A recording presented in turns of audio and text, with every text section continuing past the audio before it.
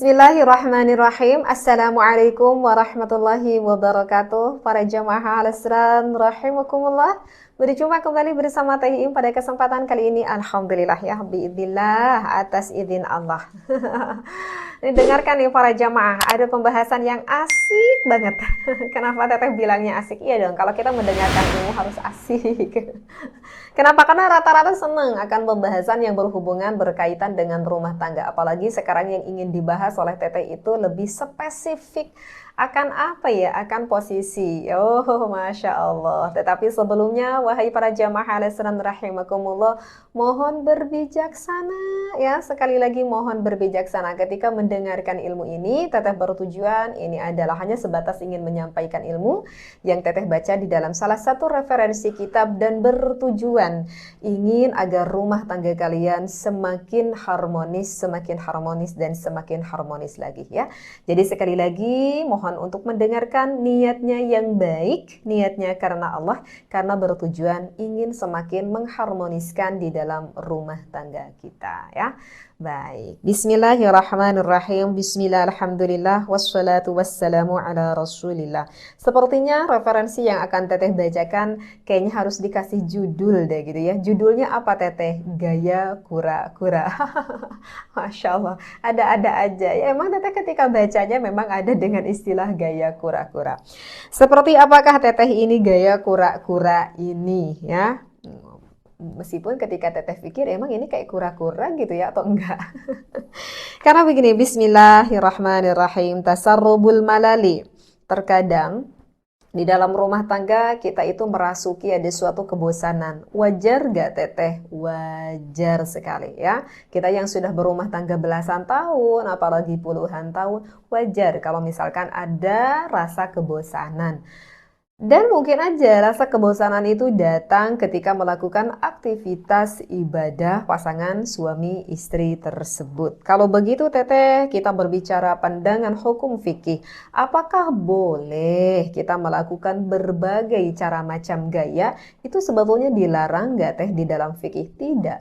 Sebetulnya di dalam fikih tidak ada pelarangan tidak ada pelarangan, maksudnya di dalam posisi apapun monggo silahkan. Di sini Teteh tidak berbicara akhlak, tetapi Teteh berbicara dari pandangan fikihnya. Selama posisi itu tidak memasuki kepada lubang belakang.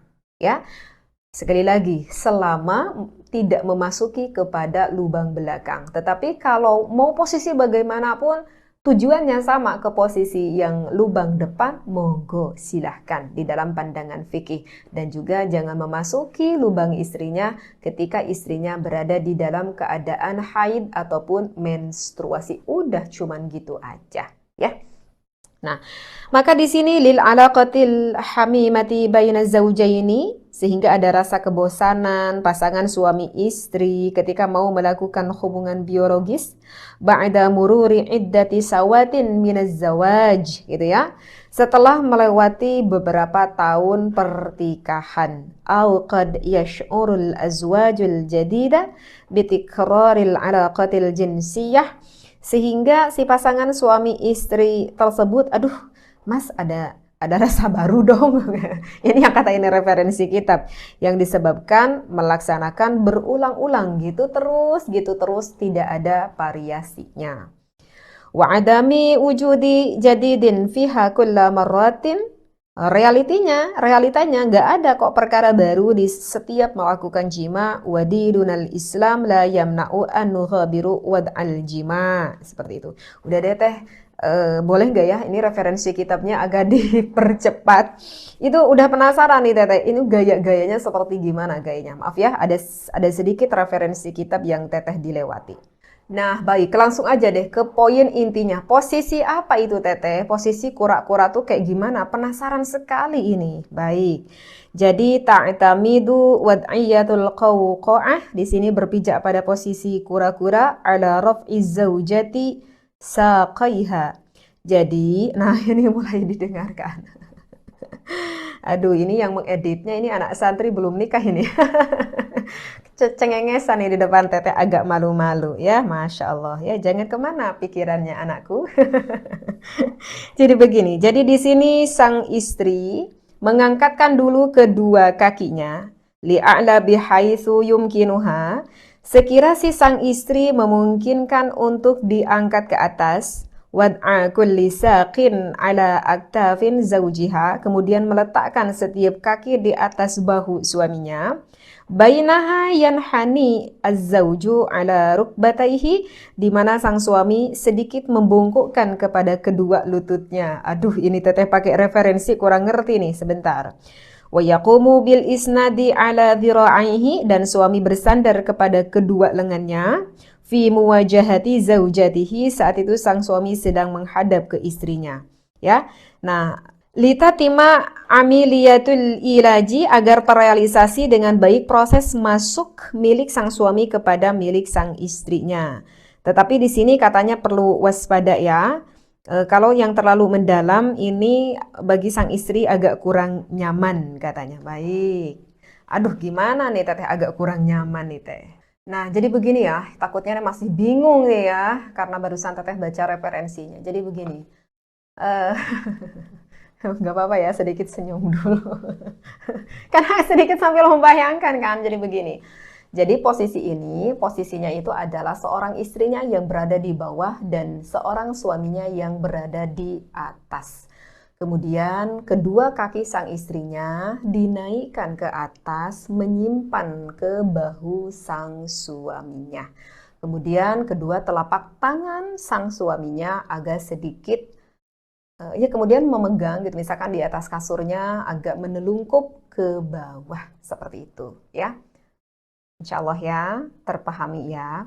Cuman barusan yang terakhir dikatakan di dalam ini referensi kitab, cuman posisi ini kalau misalkan belum terbiasa kepada sang istrinya, kemungkinan besar si sang istrinya merasa kurang nyaman. Nah, jadi yang teteh pahami untuk posisi seperti ini sebetulnya belum cocok jika dilakukan setelah kita foreplay ya. Misalkan sang suaminya melakukan foreplay kepada sang istrinya, kemudian sang istrinya itu belum sampai meningkat rasa syahwatnya yang lebih tinggi, bahkan masih agak sedikit jauh untuk inzal, agak sedikit jauh untuk keluar bagi sang istrinya. Maka saran dari teteh, jangan dulu melakukan gaya seperti ini. Karena dengan gaya seperti ini agak kurang nyaman nanti bagi sang istrinya. Kenapa agak kurang nyaman? Karena maaf banget, karena nanti milik sang suaminya agak sedikit menyodok ke dalam sang istrinya. Dan itu kemungkinan besar tidak nyaman. Ya, jadi kalau misalkan mau menggunakan posisi seperti ini, teteh sarankan lebih baik dilakukan ketika menit-menit terakhir. Menit-menit terakhir. Maksudnya ketika sang suami sudah dapat memahami sekali kalau istrinya ini sudah sangat memuncak, bahkan terlihat sudah ingin inzal, sudah ingin keluar, maka monggo silahkan menggunakan posisi gaya seperti ini. Jika dilakukan seperti ini, justru ini yang sangat didambakan sekali, yang sangat diinginkan sekali oleh istri Anda.